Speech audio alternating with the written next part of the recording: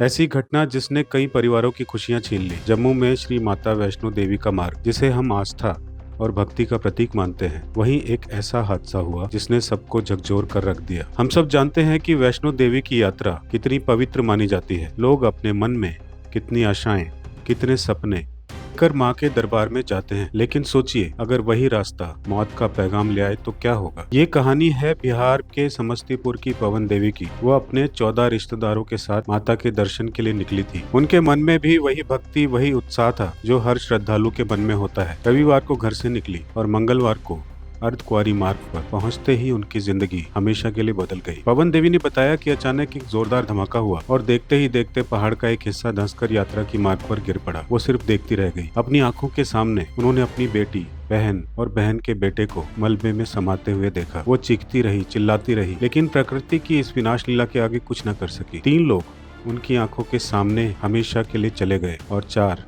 अभी भी लापता हैं। सोचिए उस माँ, उस बहन का दर्द क्या होगा जिसके सामने उसके अपने मिट्टी में मिल गए। ये सिर्फ एक परिवार की कहानी नहीं है। जीएमसी अस्पताल के मुर्दाघर का माहौल इतना गमगीन था कि हर आंख में दर्द और सदमा साफ दिखाई दे रहा था। किसी ने अपना भाई खोया तो किसी ने अपना बेटा और बहू। दोस्तों, हम इंसान अपने स्वार्थ के लिए प्रकृति के साथ खिलवाड़ कर रहे हैं। हम पहाड़ों को काट रहे हैं, जंगलों को उजाड़ रहे हैं और नदियों के रास्तों को बदल रहे हैं। हम भूल जाते हैं कि प्रकृति का भी एक संतुलन होता है। जब यह संतुलन बिगड़ता है तो ऐसे ही भूस्खलन, बाढ़ और भूकंप आते हैं। यह प्रकृति का गुस्सा है जो हमें बता रहा है कि हम कुछ तो गलत कर रहे हैं। क्या यह हादसा हमें नहीं सिखाता कि हमें अभी भी संभल जाना चाहिए? हम सबकी जिम्मेदारी है कि हम प्रकृति का सम्मान करें। जब भी हम पहाड़ों पर जाएं तो सावधान रहें और सुरक्षा नियमों का पालन करें। यह हादसा एक दुखद याद बनकर रह गया है, लेकिन हम आशा करते हैं कि भविष्य में ऐसे हादसे न हो। आइए हम सब मिलकर उन परिवारों के लिए प्रार्थना करें जिन्होंने इस त्रासदी में अपनों को खोया है।